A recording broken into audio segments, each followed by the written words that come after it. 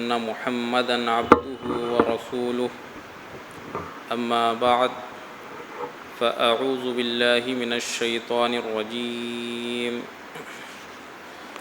بسم الله الرحمن الرحيم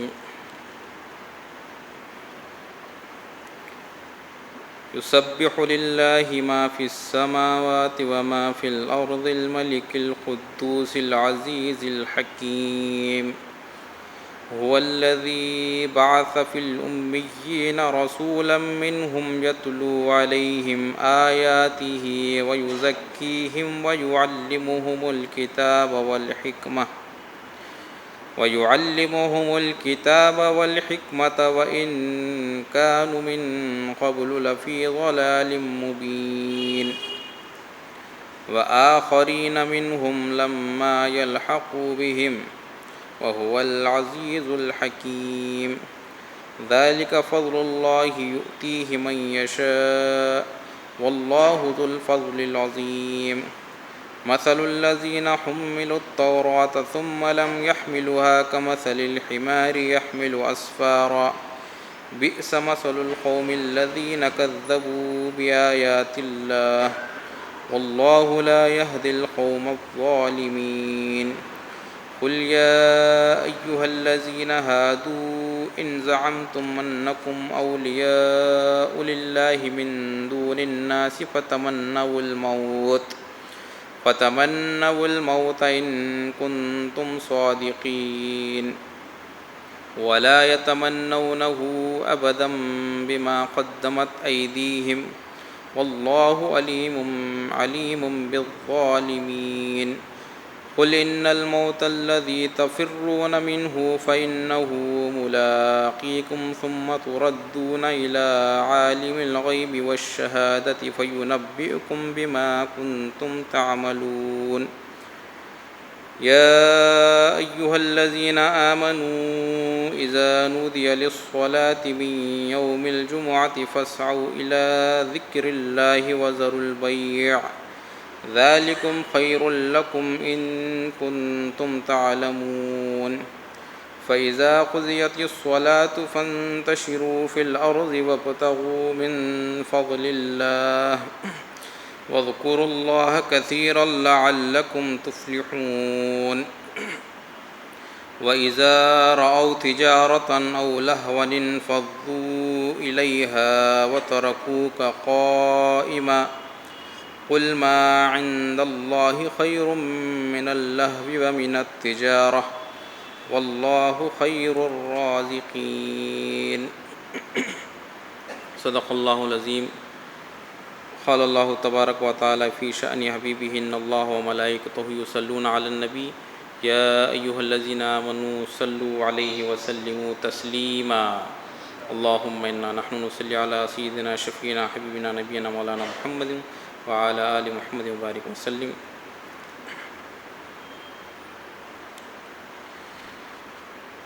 انسان کی تربیت کے لیے اللہ پاک نے وقتاً فوقتاً ایک ایسے اصول ہے کہ ایسے مواقع بنا کے رکھ دیا ہے جس میں ایمان والوں کی روحانی ربوبیت و پرورش ہو اور ان کے ایمان میں زیادتی کا باعث بنے. ایسے حالات ایسے مواقع اللہ بنا کے رکھا ہے. پھر ایمان میں زیادتی کے لیے موقع کے علاوہ دنوں کے علاوہ اللہ پاک مکان کو بھی بنایا ہے. امکان یعنی کچھ ایسے مقامات کو بھی چنا ہے اللہ پاک جن کے جانے سے اس ایمان انسان کے یا مومن کے جو ایمان ہے اس کا ایمان بڑھ جاتا ہے. ایک نماز ہے اللہ کی عبادت ایمان میں ایک تازگی بخشتی ہے اس کو. اللہ کا ایک ذکر ہے جو اس کے قلب کو منور کر دیتا ہے.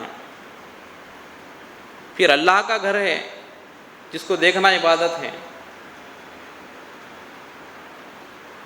پھر اللہ کے رسول کا روضہ ہے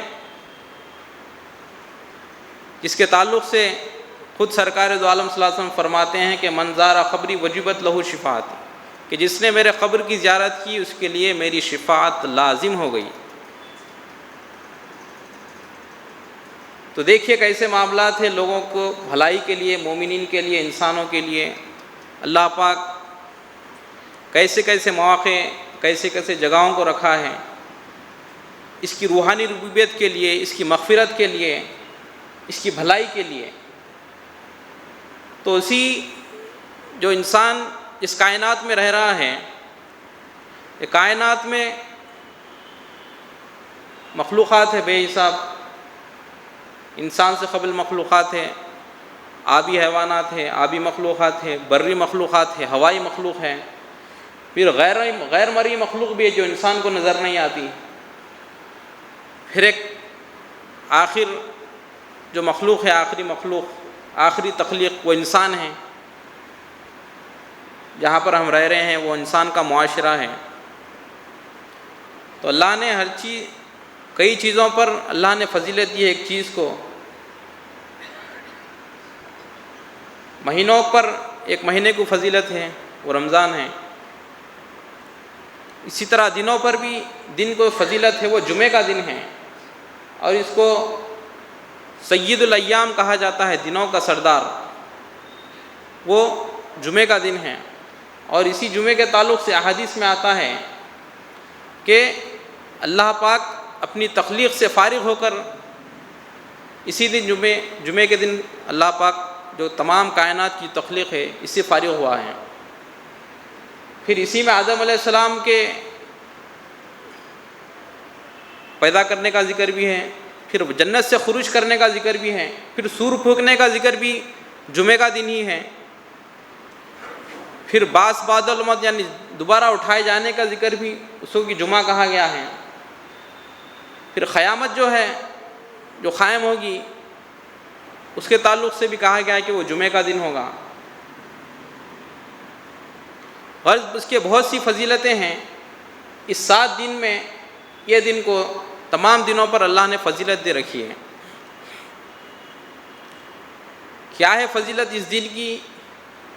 جس طرح انسان کی ایک روٹین ہے، ایک روزمرہ کے اس کے عادت و اطوار ہیں، صبح اٹھتا ہے، نماز پڑھتا ہے، پھر اپنے کاروبار تجارت میں مشغول ہوتا ہے، جو بہرحال جو اس کی جو عادت ہے، وہ جو روٹین ہے اس پہ چلتا ہو رہے ہیں۔ مگر یہ جو جمعے کا دن ہے اس میں کیا ہوتا ہے، جو عادت جو روٹین چل رہی ہے اس میں تبدیلی آ جاتی ہے۔ اس میں جس طرح لوگ ظہر کی نماز پڑھتے ہیں پھر واپس چلے جاتے ہیں 4 رکعت، مگر جمعے کے دن ظہر کی نماز نہیں ہے بلکہ صلاۃ الجمعہ، جمعے کی نماز ہے، اور صرف 2 رکعت ہیں۔ پھر اس نماز سے قبل جمعے کا خطبہ ہے جس میں واعظ خطیب لوگوں کو نصیحت کرتے ہیں، اللہ کی رسول کی باتیں سناتے ہیں ان کو۔ تو اس کی فضیلت اس لیے ہے کہ یہ جو جمعہ ہے خاص طور پہ یہ صرف نماز پڑھ کے چلے جانا یا امام صاحب جو بول دیے وہ سن لے کے گھر کو جانا نہیں ہے، بلکہ یہ جمعہ اللہ پاک اسی لیے رکھا ہے کہ تاکہ مسلمانوں کی جو روحانی ربوبیت ہے، ایمان میں تازگی جو آنے کا ہے، وہ جمعے سے مخصوص رکھا ہے اللہ اس کو۔ اور صرف نماز پڑھنا چلے جانا نہیں ہے، بلکہ جس طرح دنیا کو الگ الگ مسائل درپیش ہیں، دنیا جنگ کے دہانے پہ ٹھہری ہوئی ہے، ہر قوم کے ایک مسئلہ ہے، ہر ملک کا ایک مسئلہ ہے جو لوگ اس کو حل کرنے میں لگے ہوئے ہیں، اسی طرح اسلام اور مسلمانوں کو موجودہ زمانے میں کیا مسائل درپیش ہیں اور اس کا حل کیا ہے، اس کو کس طرح حل کیا جائے، یہ تمام کے تمام باتیں یہ اس یوم جمعہ میں ہونے کے ہیں۔ یہ صرف یہی نہیں کہ آپ آ گئے، خطیب صاحب رسماً بول دیے پھر چل گئے، یہ جمعے کی حقیقت نہیں ہے، یہ نہیں، جمعے کی روح ہے۔ جمعہ کا مطلب کیا ہے؟ جمعہ جمع ہونے سے ہے، ایک یکجا ہونے سے ہے۔ تو یہ انسان کب یکجا ہوتا؟ کسی اہم معاملات پر یکجا ہوتے لوگ کسی فیصلہ لینے کے لیے. تو یہ جو جمعہ ہے اس میں مسلمانوں کو جو مسائل درپیش ہے اس کا حل کیا ہے وہ یہاں پر جمعے میں بیان کیا جانا چاہیے. کیونکہ اللہ نے جو دستور رکھا ہے، جو روحانی دستور ہے، آسمانی دستور قرآن کریم، اس قرآن کریم ہی کے ذریعے ہر مسئلے کا حل تلاش کیا جانا چاہیے، اور اس دستور کے ذریعے ہی ہر مسئلہ حل ہو سکتا ہے، چاہے وہ مسلمانوں کا ہو یا مسلمانوں سے ہٹ کر دیگر اقوام کا ہو یا دنیا کا ہو. صرف وہ اللہ کا جو دستور قرآن کریم ہے اس کے ذریعے حل ہو سکتا ہے. تو اسی لیے اس 7 دن میں اس ایک دن کو مقرر کیا گیا ہے. لوگ جو واعظ و نصیحت سنیں، اس میں اپنے ایمان میں تازگی بخشیں، اور جو مسلمانوں کو مسائل درپیش ہے اس کا حل بھی کریں. تو اسی طرح یہاں پر جو سورہ جمعہ کی تلاوت کی گئی ہے، یہاں پر یسبح للہ ما فی السماوات و ما فی الارض الملک القدوس العزیز الحکیم، کہ تسبیح بیان کرتے ہیں اللہ ہی کے لیے جو کچھ آسمانوں میں اور زمین میں ہیں، جو پاک ہے، بادشاہ ہے، عزیز ہے، غالب ہے اور حکمت والا ہے. تو یہاں پر اس کی ابتدا تسبیح سے ہو رہی ہے، اس سورہ کی ابتدا. تو تسبیح کیا ہے؟ دنیا میں انسان کے علاوہ جتنی بھی مخلوق ہے وہ تمام اللہ کی تسبیح کر رہی ہیں. انسان بھی کرتا ہے اللہ کی تسبیح. تو قرآن میں ایک جگہ آیا ہے کہ یہ اپنے اپنے بولیوں میں، اپنے اپنے زبانوں میں اللہ کی تسبیح کرتے ہیں، مگر تم اس کو نہیں جانتے، اس کی فقاہت نہیں رکھتے، فرمان اللہ پاک. مگر انسان کیا ہے؟ عبادت کے لیے مخصوص ہے. یہ انسان کے علاوہ اور کوئی جو مخلوق ہے عبادت نہیں کر رہی ہے، سوائے انسان ہی اللہ کی عبادت کر رہا ہے. تو یہاں پر جو ابتدا کی گئی ہے، اللہ ہی تسبیح کرتے ہیں اللہ ہی کے لیے جو کچھ آسمان اور زمین میں ہیں، جو پاک ہے، پروردگار ہے، غالب حکمت والا ہے، وہ بادشاہ ہے. تو جس طرح تسبیح کے جو دانے رہتے ہیں اس پہ اللہ کا ذکر کر کے اس کو آگے بڑھایا جاتا ہے، تو اسی طرح انسان اللہ کی تسبیح کر کے اپنے مقام کا احتساب کرنا ہے انہیں. یعنی جس طرح انسان نوکری کرتا ہے دنیا میں، جب دل لگا کے کرتا ہے، محنت کرتا ہے، تو اس کا پروموشن ہوتا ہے، اس کا مقام بڑھتا ہے اس کا دنیا میں. تو اسی طرح دین میں بھی کیا ہے؟ انسان جب دین میں محنت کرتا ہے خالصتاً للہ، اللہ کے لیے، تو اللہ بھی اس کو بڑھاتا ہے، اس کے مقام و مراتب کو اونچا کرتا ہے اس کے. تو تسبیح سے مراد یہی ہے کہ جس طرح ہم عبادت کر رہے ہیں، اس عبادت میں اور آگے بڑھنا ہے ہم کو. یعنی انسان کا آخری مقام کیا ہے؟ انسان کا آخری مقام فنا فی اللہ ہے.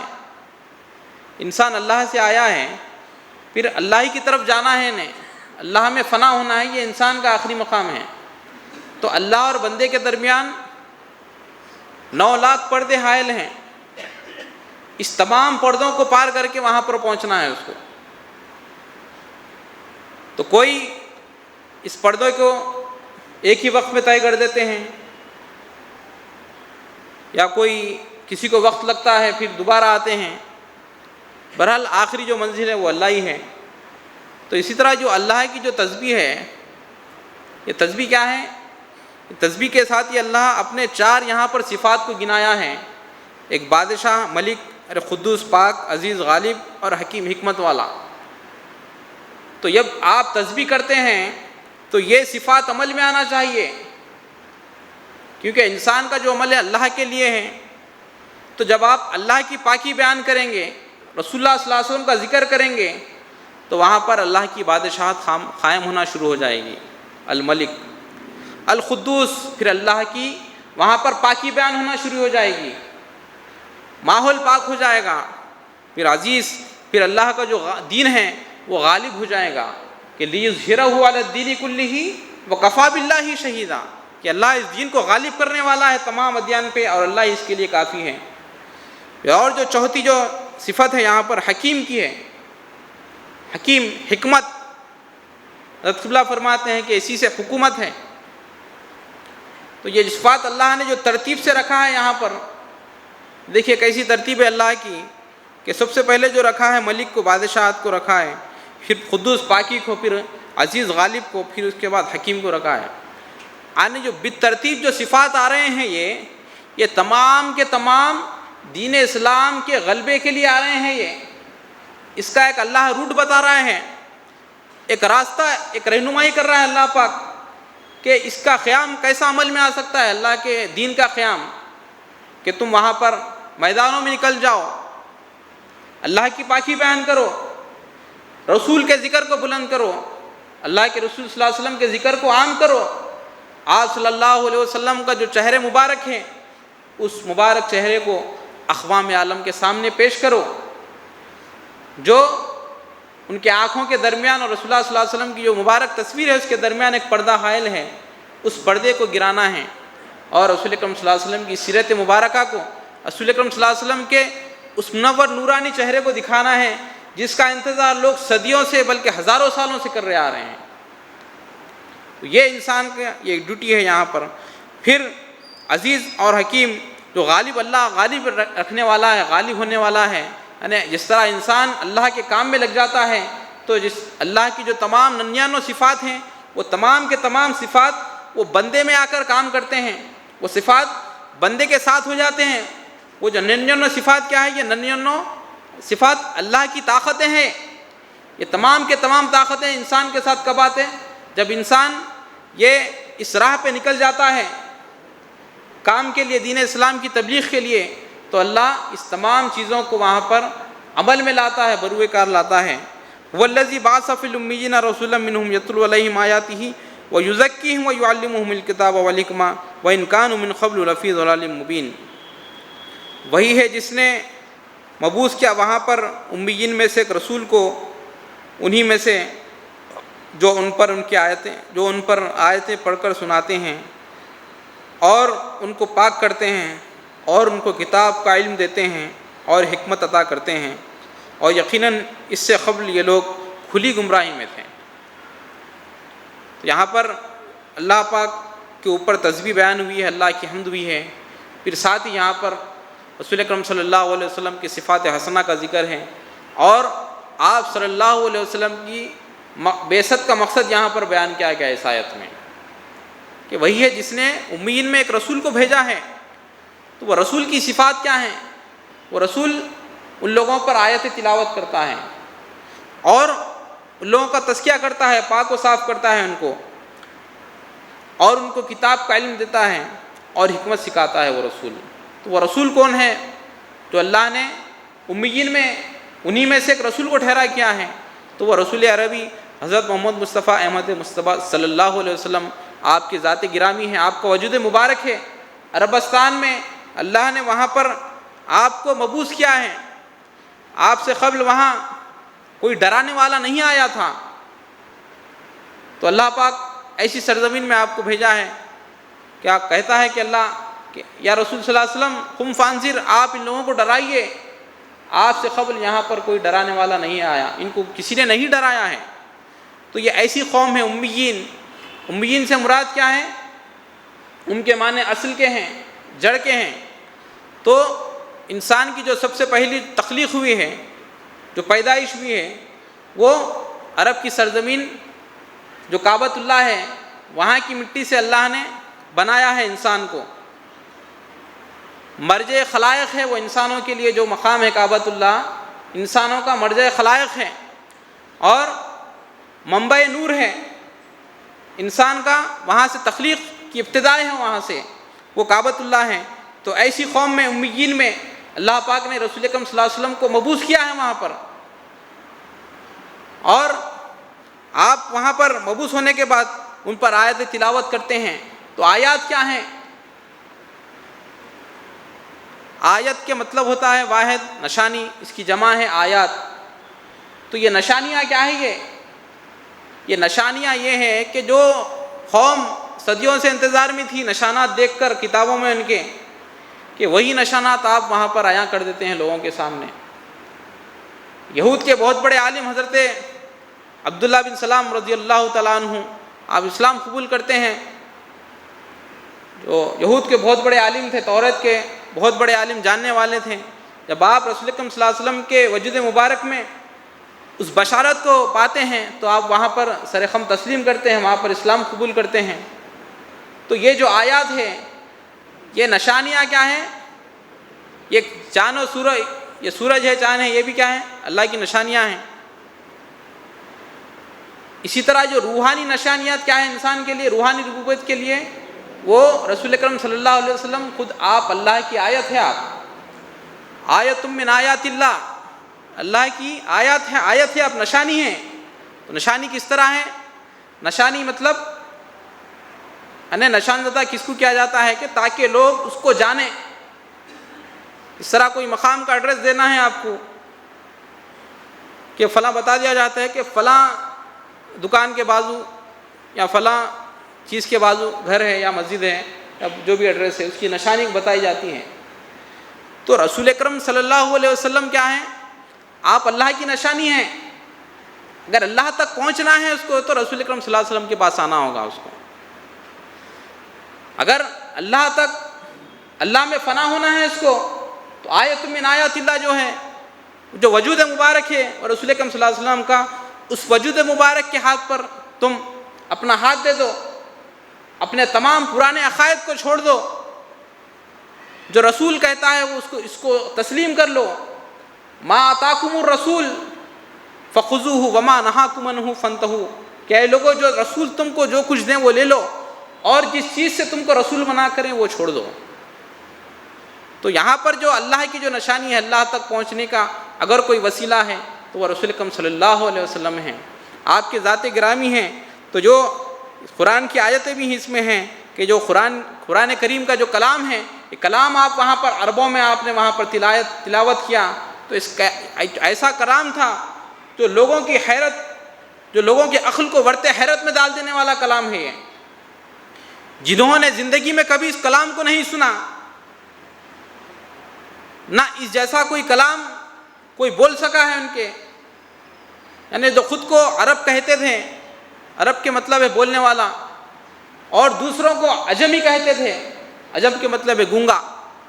تو ایسے جن کو گھمنڈ تھا، جن کو بہت فخر تھا اپنے عرب ہونے پر، اپنی زبان پر، تو اس زبانی و لسانی فخر کو اگر ختم کیا ہے تو وہ اللہ کی کتاب کا جو کلام ہے اس نے ختم کیا ہے۔ کیونکہ اور اللہ کا کلام ہونے کی دلیل ہے قرآن کریم کہ اس کلام کے بالمقابل کوئی اور کلام نہیں آیا۔ کہ اگر آپ عرب تاریخ کا مطالعہ کریں گے، عرب شعرا کا یا شعر شاعری کا مطالعہ کریں گے، تو وہاں پر بہت مشہور اور قدیم شعرا گزرے ہیں جو اپنے فن کا لوہا منوایا ہے انہوں نے، مگر دیکھنے میں آیا ہے کہ کچھ ہی دنوں کے بعد یا چند سالوں کے بعد کوئی اور شاعر اس سے بہتر کلام لاتا ہے، تو سابق جو کلام ہے وہ شاعر کا، وہ کلام کا سحر ٹوٹ جاتا ہے وہاں پر، پھر اس کا کلام کی واہ واہ شروع ہو جاتی ہے، وہاں پر لوگ اس کو پڑھنے، اس کو سننے لگتے ہیں۔ مگر قرآن کریم کا اعجاز دیکھیے، اس کو نازل ہو کر 1400 سال سے زائد عرصہ ہو چکا ہے، مگر قرآن کریم کے بالمقابل کوئی اس جیسا کلام نہیں لا سکا۔ یعنی اسلام، یعنی قرآن کریم کا جو کلام ہے، جو لوگ اپنے ذام میں بیٹھے ہوئے تھے کلام کے، اپنے شعر و شاعری کے، اس کلام پاک نے، اس کلام اللہ نے اس تمام لوگوں کے فخر کو توڑ دیا، اور اللہ کی جو عظمت ہے، اللہ کی ربوبیت ہے، اللہ کی جو حکمت اور عزیزیت ہے، اللہ نے اس کلام کے ذریعے وہاں پر عرب میں قائم کر دی ہے۔ وہاں پر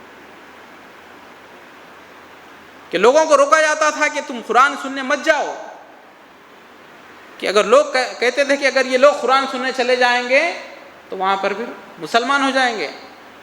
ساحر و مجنون کہا جاتا تھا رسول اکرم صلی اللہ علیہ وسلم کو، آپ کو کہ آپ یا نعوذ باللہ جادوگر ہیں یا مجنون ہے، نعوذ باللہ۔ تو یہ کیوں کہا جاتا تھا؟ اس لیے کہ ان کی جو انسانی جو طاقت ہے، وہ اپنے طاقت کے جو آخری حد ہے وہ استعمال کر لیے اس کے اللہ کی کلام کے بالمقابل، تو وہاں پر جب ان کا داؤ پیچ نہیں چلا، ان کی طاقت ختم ہو گئی، تو وہ لوگ اس بیکار ہتھ کنڈے پہ اتر آئے کہ غلط فہمی پیدا کرنے لگے، الزامات لگانے لگے کہ سورہ سورہ توبہ کی آیت ہے، اللہ فرما رہا ہے کہ زندہ ہے وہ شخص جو دلیل کو مانتا ہے، مردہ ہے وہ شخص جو دلیل کو نہیں مانتا۔ یعنی جب دلائل کا میدان ختم ہو گیا تو انسان جہالت پر آتا ہے، جہالت کے ہٹ کنڈے اپناتا ہے، کیونکہ قرآن خود ایک دلیل ہے، اللہ کی دلیل ہے یہ، اور اس دلیل کے مقابل کوئی اور دلیل نہیں لا سکا اپنی۔ یہ دلیل ایک روشن دلیل ہے، ایک روشن برہان ہے اللہ کی۔ تو اللہ کی جو اس طرح یہ دلیل ہے، تو اسی طرح رسول کریم صلی اللہ علیہ وسلم کا وجود زندہ دلیل ہے، اللہ کے ہونے کا زندہ دلیل ہے آپ، کہ کوئی آپ کے بغیر اللہ تک نہیں پہنچ سکتا۔ تو یہاں پر جو اللہ ذکر کرا ہے کہ آپ کتاب کا علم سکھاتے ہیں ان کو، اور حکمہ اور حکمت سکھاتے ہیں، یعنی آپ کیا ہے، لوگوں کو سکھاتے ہیں۔ کتاب کیا ہے؟ وہ قرآن کریم ہے۔ وہ اس قرآن کریم، یعنی قرآن میں یہ ذکر نہیں ہے کہ آپ قرآن کریم لوگوں کو بتلاتے تھے، یہ ذکر نہیں ہے، بلکہ سکھلانے کا ذکر ہے یہاں پر۔ تو قرآن کریم ایسی کتاب ہے جو خود بخود پڑھنے سے اس کا کلام یا اس کا علم حاصل نہیں ہوتا انسان کو، بلکہ اس کو سکھانے کے لیے رسول کا وجود ضروری ہے۔ اگر رسول کا وجود ضروری نہیں ہوتا قرآن کریم کو سکھانے کے لیے، تو اللہ یہاں پر یعلمہم الکتاب کا ذکر نہیں کرتا، بلکہ علم الکتاب بول دیتا، یعنی ہم نے کتاب کا علم دے دیا ہے بول دیتا، یا پھر کہہ دیتا کہ اللہ کہ ہم نے ان کو کتاب دے دی ہے۔ ایسا نہیں، بلکہ کتاب کو نازل کیا ہے رسول عربی صلی اللہ علیہ وسلم پر، پھر اس کتاب کا علم جو سکھانے والے ہیں وہ رسول اکرم صلی اللہ علیہ وسلم ہیں۔ تو کوئی انسان رسول اکرم صلی اللہ علیہ وسلم کے وجود کے بغیر اس علم کو حاصل نہیں کر سکتا۔ پھر اب موجودہ زمانے میں کیا صورتحال ہے اس کو علم حاصل کرنے کی، کہ اس کی صورتحال یہ ہے کہ جو رسول اکرم صلی اللہ علیہ وسلم کے وجود میں فنا ہو جاتا ہے، آپ کے وجود بابرکت میں اپنے وجود کو نفی کر دیتا ہے، گم کر دیتا ہے، تو وہ جو نائب رسول بن کر ٹھہرتا ہے، وہ رسول صلی اللہ علیہ وسلم کی روحانی طاقت کو اپنے اندر لیے ہوا رہتا ہے، اس شخص کے ذریعے اللہ پاک اس کتاب کے اسرار و رموز کو پھر جاری کر دیتا ہے، کیونکہ قرآن زندہ کتاب ہے۔ تو پھر اس کو جو سکھانے والے جو وجود ہیں وہ بھی ہر زمانے میں رہتے، یہ بھی زندہ ہیں۔ تو معلوم ہوا کہ رسول اکرم صلی اللہ علیہ وسلم کی جو حاجات طیبہ ہے وہ دائمی ہے، قائمی ہے، وہ صرف وہاں پر آپ تک نہیں تھی۔ تو اسی لیے ایک دلیل کے طور پہ ایک بات کہہ دیتا ہوں جو جمعے کے دن سے مناسبت رکھتی ہے۔ جمعے کے دن کے تعلق سے آپ تاکید فرماتے ہیں، رسول اکرم صلی اللہ علیہ وسلم ایک صحابی سے فرماتے ہیں کہ جمعے کے دن مجھ پر کثرت سے درود پڑھا کرو، اکثروا علیہ یوم الجمعہ، اکثروا علیہ الصلاۃ یوم الجمعہ۔ جمعے کے دن اے لوگو مجھ پر جمعے کے دن کثرت سے درود بھیجا کرو، اور تمہارا درود مجھ پر پیش کیا جاتا ہے۔ تو اس محفل میں موجود ایک صحابی، ایک صاحب رسول صلی اللہ علیہ وسلم نے سوال کیا، یا رسول اللہ، کیا آپ کے وصال کے بعد بھی، یعنی آپ کے پوچھنے کا مطلب یہ تھا کہ یا رسول اللہ آپ فرما رہے ہیں کہ آپ جو لوگ درود پڑھتے ہیں آپ کا درود پیش کیا جاتا ہے آپ پر، جب آپ کا وصال ہو جائے گا تو جب کیا ہوگا معاملہ؟ پھر آپ فرماتے ہیں کہ حرم اللہ علی الارض ان تاکل اجساد الانبیاء، جان لو کہ اللہ نے زمین پر انبیاء کے جسموں کو کھانے حرام کر دیا ہے۔ فنبی اللہ حی و یرزق، کہ اللہ کا جو نبی ہے وہ زندہ ہے اور وہ رزق دیا جاتا ہے۔ تو جس طرح قرآن کریم میں کتاب پڑھی جا رہی ہے تمام عالم میں، تو اسی طرح رسول اکرم صلی اللہ علیہ وسلم کا جو فیض ہے، آپ کے وجود بابرکت کا جو حیات دائمی ہے، اس حیات کا فیض بھی لوگ آج بھی پا رہے ہیں۔ اگر اس خطاب کو، اس قرآن کریم کو سیکھنا ہے تو وہ جو رسول اکرم صلی اللہ علیہ وسلم سے جو قربت رکھتا ہے، آپ کے اندر جو فنا ہونے والا وجود ہے، جو معمور من اللہ ہے، جو وقت کا معمور ہے، وقت کا اللہ والا ہے، وقت کا ولی ہے، اسی کے ذریعے اس قرآن کو سیکھ سکتے ہیں لوگ۔ ورنہ تفاسیر میں لکھنے والوں نے بہت کچھ لکھ دیا ہے جو قرآن و سنت سے متصادم ہے۔ کوئی بھی رسول اکرم صلی اللہ علیہ وسلم پر ایمان لائے بغیر نجات حاصل نہیں کر سکا، تو اللہ نے یہاں پر ایک قانون رکھ دیا ہے وجود واحد کے تعلق سے۔ تو اسی طرح پھر آپ صلی اللہ علیہ وسلم کی وصال ظاہری کے بعد بھی اللہ نے اس فیض کو، جو نبوت کا جو فیض ہے، ولایت ہے، اس ولایت کو امت میں اللہ نے باقی رکھا ہے۔ سابقہ قوموں میں انبیاء اکرام کا فیض باقی نہیں تھا، وہ جب تک تھے ایک وقت ان کی تعلیم چلی، اس کے بعد پھر ختم ہو گئی، مگر جو قرآن کریم کا جو فیض ہے وہ رہتی دنیا تک جاری و ساری رہنے والا ہے، وہ زندہ ہے، کیونکہ اس کا ثبوت یہ ہے کہ اسلام میں روحانی اللہ تعلق باللہ، اللہ سے تعلق رکھنے والے وجود آتے رہتے ہیں، یہاں پر آ رہے ہیں، جس میں ولی، غوث، قطب، ابدال، مجدد، محدث، ایسے لوگ یہاں پر رسول اکرم صلی اللہ علیہ وسلم کے وجود سے فیض حاصل کر اس امت میں پیدا ہو رہے ہیں۔ اگر ولی کوئی پیدا ہو رہا ہے تو صرف مسلمانوں میں پیدا ہو رہا ہے، کسی اور امت میں پیدا نہیں ہو رہا۔ تو اس بات کا ثبوت ہے کہ اسلام کا جو فیض ہے، رسول اکرم صلی اللہ علیہ وسلم کا جو روحانی فیض ہے وہ جاری و ساری ہے، یہ روحانی وجودوں سے جاری ہے۔ تو رسول اکرم صلی اللہ علیہ وسلم کی روحانی ابنا ہے، روحانی جو اولاد ہے آپ کی، اسی سے جاری ہے یہ۔ پھر آگے یہاں پر ذکر ہے کہ وَإِن كَانُوا مِن قَبْلُ لَفِي ضَلَالٍ مُبِينٍ، اور آپ سے قبل یہ لوگ یقیناً کھلی گمراہی میں تھے۔ تو یہ گمراہی کیا ہے کہ اسلام کو اور قرآن کریم کو، رسول اکرم صلی اللہ علیہ وسلم کے وجود کو جو ترک کر دیتا ہے یا نہیں مانتا ہے تو وہ گمراہ ہے۔ وہ راہ کیا ہے؟ سیدھی راہ اسلام ہے، باقی کے جو راہ ہے وہ گمراہ ہے۔ وہ انسان کو اپنی منزل مقصود تک نہیں پہنچا سکتے۔ وہ راستے پر اگر انسان چلتا بھی ہے تو وہ راستہ اس کا آخرت تک ساتھ دینے والا نہیں ہے، بلکہ چند دور، چند قدم، چند فاصلے پر جا کے وہ راستہ ختم ہو جانے والا ہے۔ وہ پھر اس کو واپس آنا ہے تو وہ سبیل اللہ، اللہ کے راستے کی طرف آنا ہے اس کو۔ تو یہی اللہ کا راستہ ہے جو اس نے قرآن کریم میں بیان کیا ہے۔ وَآخَرِينَ مِنْهُمْ لَمَّا يَلُقُ بِهِمْ وَهُوَ الْعَزِيزُ الْحَكِيمُ، اور جو آخرین کے جو لوگ ہیں وہ انہی میں سے ہیں، اور وہ جب ان سے ان کا الحاق ہوگا، اور وہ اللہ غالب اور حکمت والا ہے۔ یعنی اللہ پاک یہاں پر اور ایک جماعت کا ذکر کر رہا ہے آخرین کے لفظ سے، یہاں پر یعنی یہاں بتایا گیا ہے یہاں پر کہ وَآخَرِينَ مِنْهُمْ لَمَّا يَلُقُ بِهِمْ، لما یعنی ابھی تک نہیں ملی، لما کا جو مطلب ہے وہ نفی ہے، یعنی ابھی تک ان کا الحاق نہیں ہوا، یعنی ملے نہیں وہ لوگ۔ کس سے؟ وہ منہم کی جو ضمیر ہے، جو مرجع ہے، اس کا مرجع امیین کی طرف ہے۔ وہ امیین جو ہے وہ عرب قوم ہے۔ وہ تو یہ آخرین سے مراد کیا ہے؟ ایک ایسی جماعت ہے رسول اکرم صلی اللہ علیہ وسلم جس کی یہاں پر بشارت دے رہے ہیں۔ قرآن کریم میں اللہ خود ان کی بشارت دے رہا ہے، ان کا ذکر کر رہا ہے، آنے والے ہیں۔ آخرت کے مطلب ہوتے ہیں آگے، یعنی نیکسٹ، آنے والے کا ہوتا ہے۔ تو آخرین جو آگے آنے والے لوگ ہیں، ابھی ان کا الحاق ان سے نہیں ہوا ہے، اور اللہ غالب و حکمت والا ہے۔ تو آخرین کیا ہے؟ آخرین کا مطلب ہے آگے آنے والی ایک جماعت ہے جو ما انا علیہ و اصحابی کے نمونے پر عمل کرنے والی رہے گی پورے کی پوری۔ وہ جماعت آخرین ہے وہ۔ اور اسی کے تعلق سے خطیب بغدادی نے تاریخ بغداد میں ایک روایت درج کی ہے جو اس طرح ہے کہ ایک مرتبہ رسول اکرم صلی اللہ علیہ وسلم، آپ کی آنکھ سے آنسو جاری ہوتے ہیں، آپ روتے رہتے ہیں، تو صحابہ کرام فرماتے ہیں کہ ما یبکی کا یا رسول اللہ، یا رسول اللہ صلی اللہ علیہ وسلم کس چیز نے آپ کو رلایا ہے؟ تو رسول اکرم صلی اللہ علیہ وسلم فرماتے ہیں اشتقت احبائی، کہ میں میرے چاہنے والوں سے ملنے کا میں مشتاق ہوں، ملنے کی تمنا ہے میری۔ تو پھر صحابہ کرام فرماتے ہیں اولسنا اصحابک یا رسول اللہ، کیا ہم آپ کے اصحاب نہیں ہیں یا رسول اللہ؟ کیا ہم اولسنا احبائی کا یا رسول اللہ، کیا ہم آپ کے احباب نہیں ہیں، چاہنے والے نہیں ہیں؟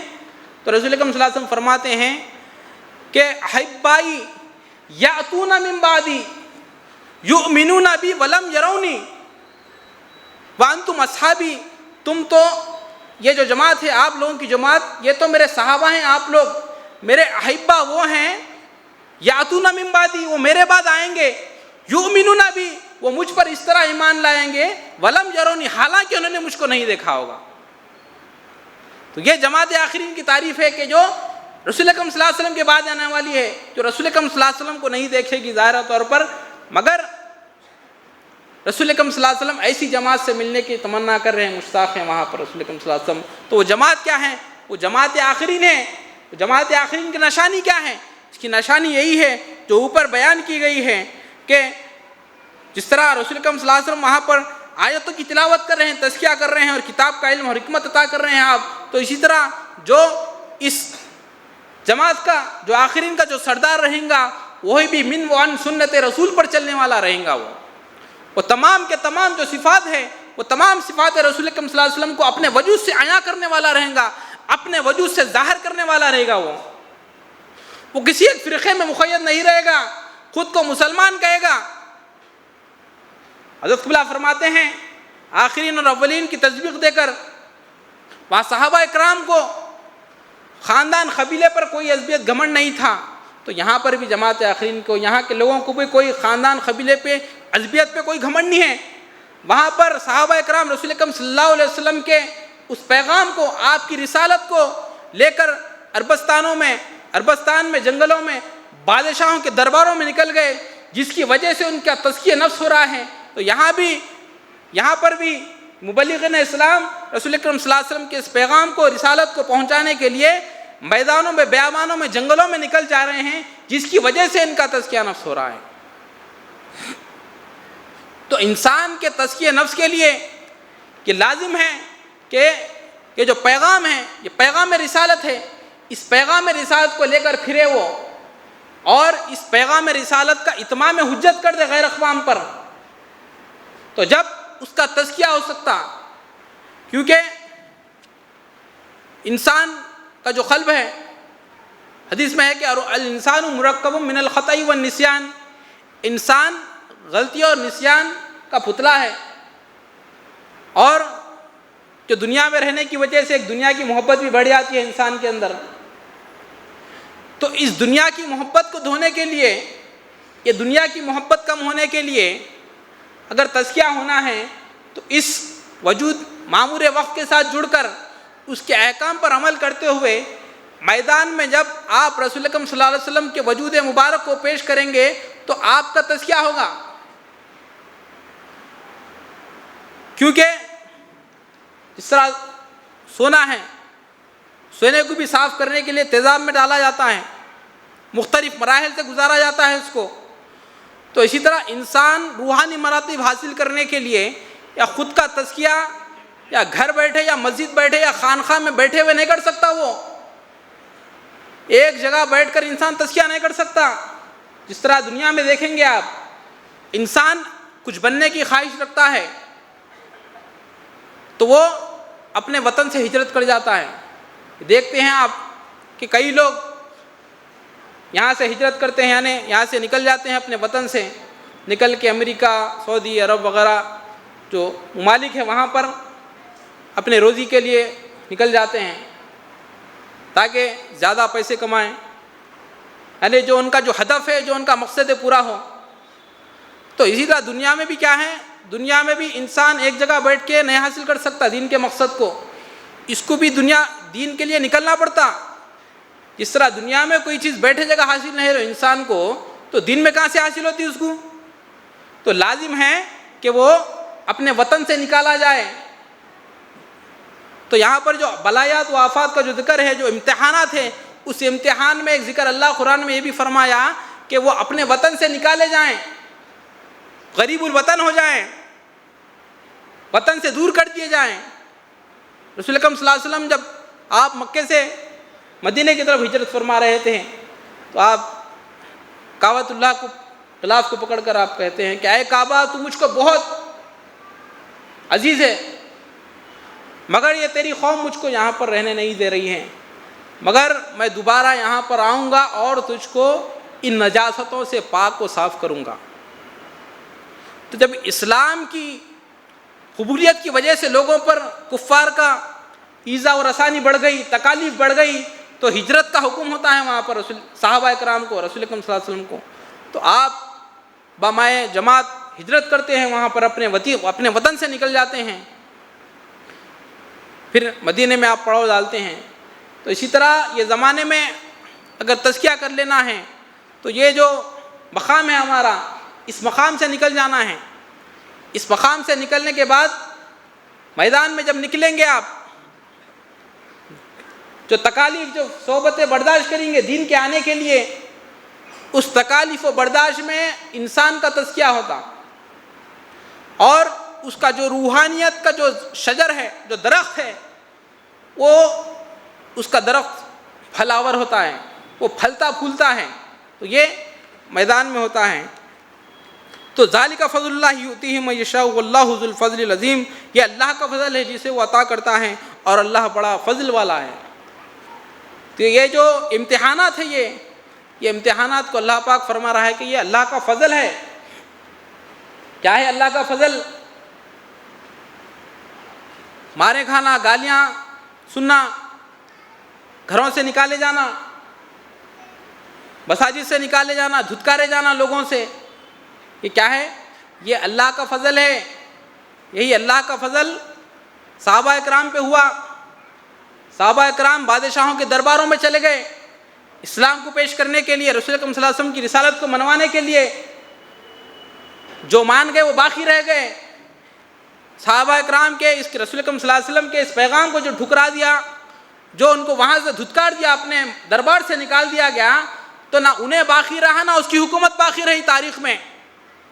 اگر باقی رہ گئے تو یہی صحابہ اکرام باقی رہ گئے وہاں پر۔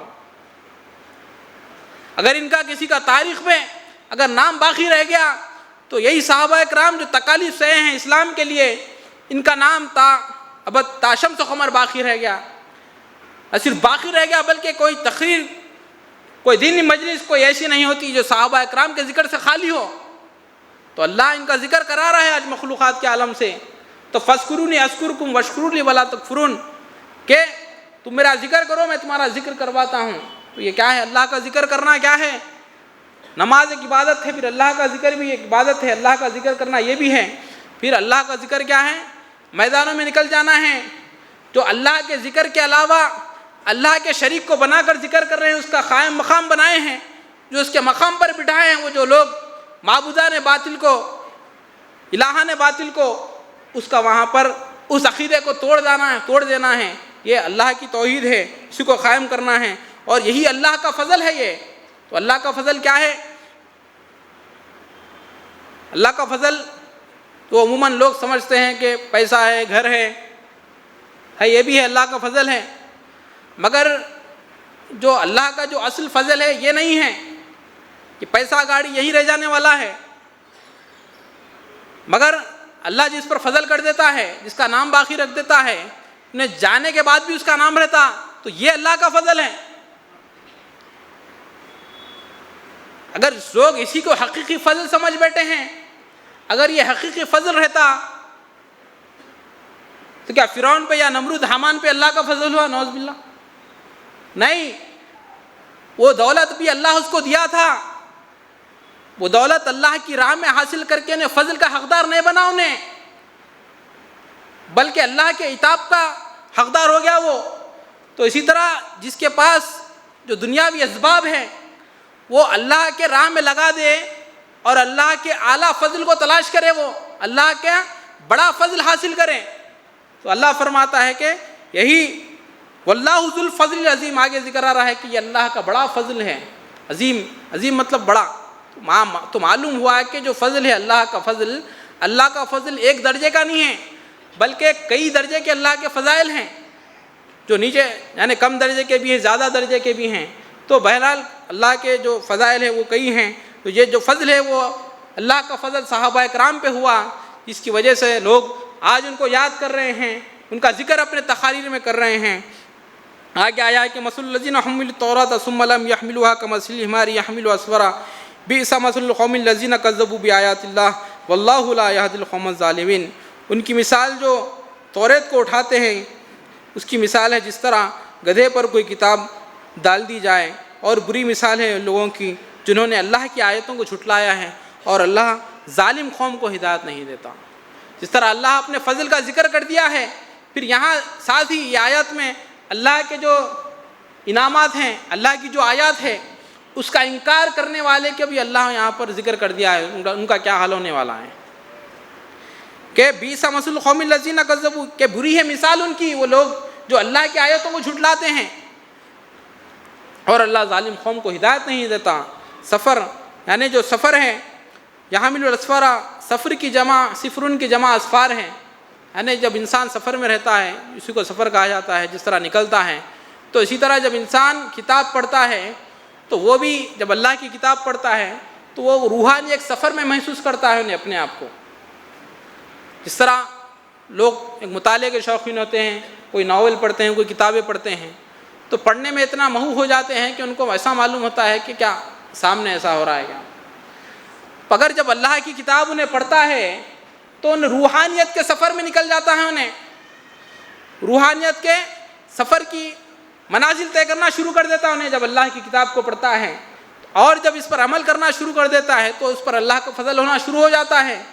تو اسی طرح جو لوگ اس کا انکار کریں، انکار کرنے والوں کو اللہ نے کہہ دیا کہ ہم ظالم قوم کو ہدایت نہیں دیتے، اور ان کو جو مثال ہے وہ بری ہے.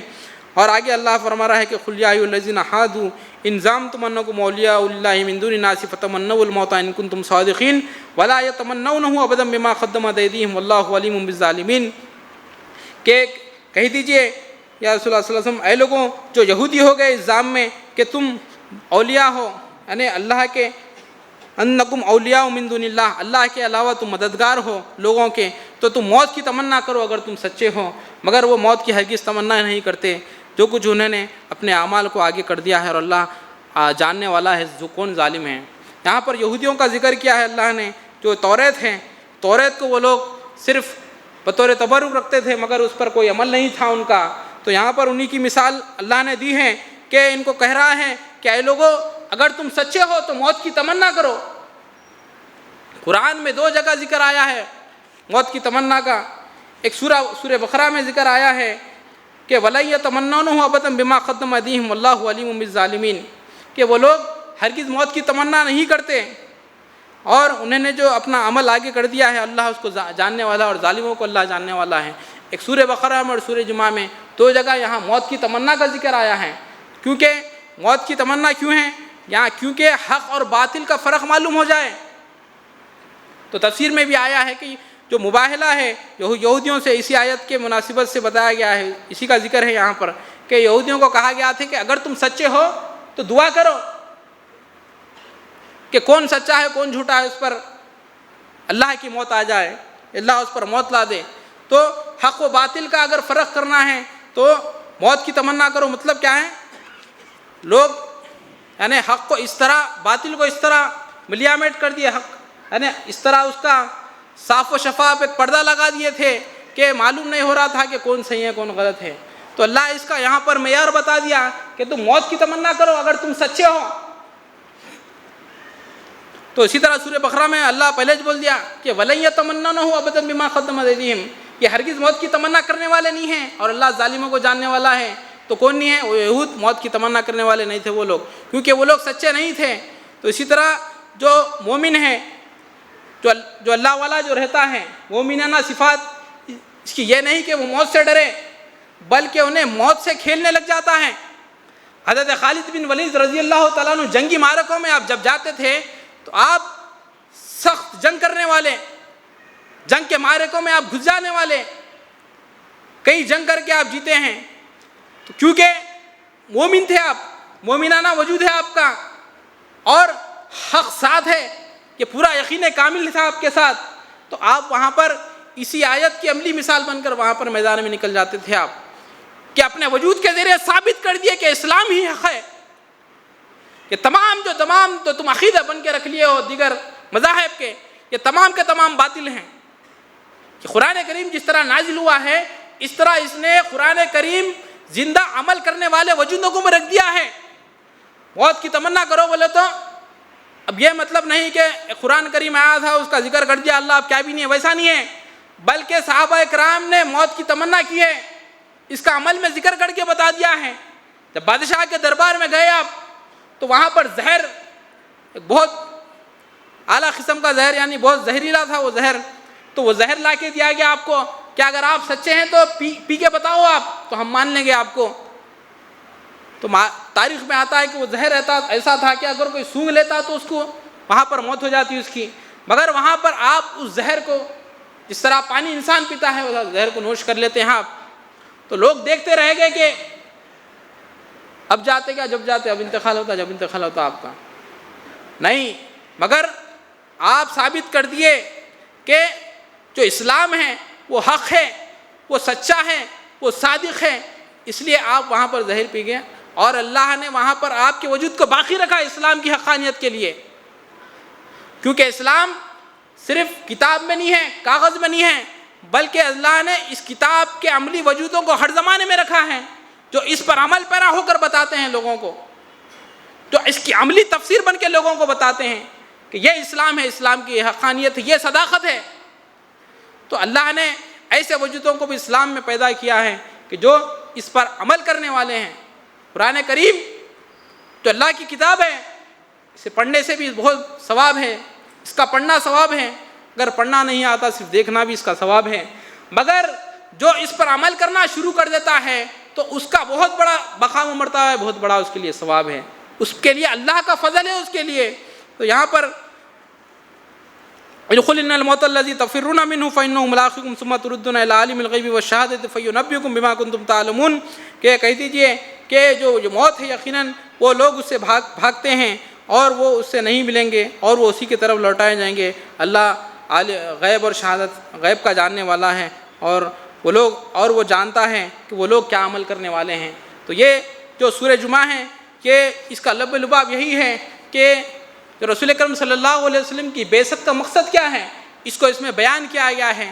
پھر بعثت کے مقصد کے ساتھ ساتھ آپ کا جو روحانی فیض ہے، اس فیض کے جاری و ساری رہنے کی بھی ترتیب بتا دی گئی ہے۔ اور اس میں اہم بات یہ ہے کہ اگر کسی کو روحانی مراتب حاصل کرنا ہے یا اس کو نجات حاصل کرنا ہے، اللہ تک پہنچنا ہے، تو وہ رسول اکرم صلی اللہ علیہ وسلم کے وجود کے بغیر نہیں پہنچ سکتا۔ پھر حضرت قبلہ عالم نے جو امن عالم کے جو 5 اصول بیان کیے ہیں، وہ جو اس میں دوسرا اصول جو سرور عالم کا ہے، ورلڈ ٹیچر کا ہے، معلم عالمیت کا ہے، وہ اسی سے ثابت ہوتا ہے۔ وہ آپ معلم کتاب ہے، آپ یعنی کتاب کا علم سکھانے والے ہیں، تو یہ جو کتاب کا علم ہے اگر اس کو سیکھنا ہے وہ رسول اکرم صلی اللہ علیہ وسلم کے ذات اقدس سے ہی سیکھ سکتا ہے، وہ اس کے علاوہ کسی اور سے اس کو حاصل ہونے والا نہیں ہے۔ تو قرآن حدیث کی روشنی میں ہی حضرت قبلہ نے سرور عالم کا جو دوسرا معیار یعنی جو دوسرا جو اصول قائم کیا ہے، وہ قرآن کریم سے حضرت قبلہ نے سرور عالم کو وہاں پر ثابت کیا ہے، کیونکہ آپ تمام انسانیت کے معلم ہیں، نہ صرف معلم بلکہ معلم روحانی بھی ہیں۔ آپ روحانی ربوبیت، مادی اور روحانی ربوبیت رسول اکرم صلی اللہ علیہ وسلم کے ذریعے انسان کی ہو سکتی ہے۔ پھر اور یہاں پر آگے نماز جمعہ کا ذکر بتایا گیا ہے کہ اے لوگ، جب تم کو جمعہ کے یہ آواز دے دی جائے تو تم یہاں پر فوراً جمعہ کے لیے آ جاؤ، یعنی نماز کے لیے آؤ۔ تو یہاں پر جو جمعہ ہے، جو لوگوں کے جمع ہونے کا وقت ہے، یہاں پر تم اپنے کاروبار کو، تجارت کو ترک کر دو، یعنی اس کی جمعہ کی فضیلت بتائی گئی ہے۔ اسی طرح جو وجود وقت ہوتا ہے، وہ لوگوں کو، نیک لوگوں کو آواز دیتا ہے، تو وہ لوگ تمام کے تمام لوگ اس کے پاس جمع ہو جاتے ہیں۔ جمع ہونے کے بعد جو صلاۃ ہے، جو صلاۃ کا معنی کیا ہے، تبلیغ میں تائید کا معنی بھی ہے، تو وہ لوگ اس جو صلاۃ حقیقی ہے، اس صلاۃ حقیقی کو وجود سے اخذ کر کے، وہ وجود سے پا کے اس کے پاس آ کر پھر وہاں پر اپنا نشر کر لیتے ہیں، پھر نکل جاتے ہیں اس صلاۃ کو قائم کرنے کے لیے۔ پھر آگے اور ایک آیا ہے کہ وہ لوگ جب دیکھتے ہیں کہ ایک تجارت کو، تو جو لہو لعب میں رہتے ہیں اور آپ کو چھوڑ دیتے ہیں ٹھہرا ہوا، اور کہہ دیجئے کہ اللہ کے پاس جو ہے وہ لہو لعب سے اور تجارت سے بہتر ہے، اور اللہ بہتر رزق دینے والا ہے۔ تو یہاں پر کچھ ایسے لوگوں کا ذکر ہے جو منافق طبیعت کے تھے، تو دیکھے کہ کوئی تجارت کا قافلہ آ رہا ہے، تو یہ جو جمعہ چل رہا تھا، تو رسول اکرم صلی اللہ علیہ وسلم کے جو وہاں سے وہ لوگ چل گئے وہاں پر، پھر اللہ ان کی تنبیہ کر رہا ہے کہ کہہ دیجئے کہ اللہ کے پاس جو ہے وہ لہو لعب سے یا تجارت سے تمہارے بہتر ہے، اور اللہ ہی بہتر رزق دینے والا ہے۔ تو یہاں پر جو خائمہ کا لفظ آیا ہے، یعنی آپ کو وہ لوگ چھوڑ دیے، یعنی ٹھہرا ہوا، تو معلوم ہوا کہ جو جمعے کا جو خطبہ ہے وہ یعنی وہ ہمیشہ ٹھہر کر ہی دیا جاتا ہے۔ وہ تو برحال اللہ سے دعا ہے سمجھنے کی توفیق دیں۔ بارک اللہ لنا ولکم فی القرآن الحکیم ونفعنا بآیاتہ وإیاکم بذکر الحکیم، انہ تعالی جواد کریم ملک رؤوف رب حلیم۔ الحمد للہ رب العالمین الرحمن الرحیم مالک یوم الدین، ایاک نعبد و ایاک نستعین، اہدنا الصراط المستقیم، صراط الذین انعمت علیہم غیر المغضوب علیہم ولا الضالین۔ تمام تعریف اللہ رب العالمین کے لیے ہے، اور جو رحمان رحیم مالک ہے، روز جزا کا مالک ہے۔ اللہ کی حمد قائم کرنے کے لیے مختلف انبیاء اکرام وقتاً فوقتاً مقامات پر، ملکوں میں، جگہوں پر آتے رہے، اور اللہ کی حمد کی تکمیلے کے لیے اللہ نے محمد رسول اللہ محمد رسول اللہ صلی اللہ علیہ وسلم کو اللہ نے آخر میں مبعوث کیا، تاکہ اللہ کی جو حمد ہے وہ حمد کا تکملہ احمد و محمد صلی اللہ علیہ وسلم نامی وجود مبارک سے ہو جائے۔ یعنی اللہ کی جو حمد ہے اس کا جو مادہ ہے، تو وہ مادہ اللہ نے جو تکملہ کرنا ہے، وہ جو حمد ہے وہ حمد بھی محمد اور احمد نام میں اللہ نے رکھا ہے۔ تو جس طرح اسلام آنے سے ہر چیز کا تکملہ ہوگا، روحانیت کا، ربوبیت کا، نعمتوں کا اتمام ہو گیا، ہر چیز کمال کو پہنچ گئی، تو وہ محمد رسول اللہ صلی اللہ علیہ وسلم کے ذریعے ہوئی ہے وہ، کیونکہ کسی اور کا کام نہیں تھا، کسی اور کا حق نہیں تھا اللہ کے حمد کو قائم کریں۔ لوگ اللہ کی حمد کو بیان کیے ہیں لوگوں میں، مگر اللہ کی حمد کو جس نے قائم کیا وہ صرف رسول اکرم صلی اللہ علیہ وسلم کی ذات مبارک ہے، جہاں پر اللہ کی حمد کو قائم کر دیے، اور غیر اللہ کا لوگ جو نام لے رہے تھے اس نام کو وہاں پر ختم کر دیا۔ 360 بتوں کی نجاست سے کعبۃ اللہ کو وہاں پر آپ نے پاک کیا، اور اللہ اکبر کی صداؤں سے وہاں پر کعبہ گونج اٹھا۔ اور اللہ سے دعا ہے دین کی خدمت لیں۔ ان اللہ و ملائکتہ یصلون علی النبی یا ایھا الذین آمنوا صلوا علیہ وسلموا تسلیما۔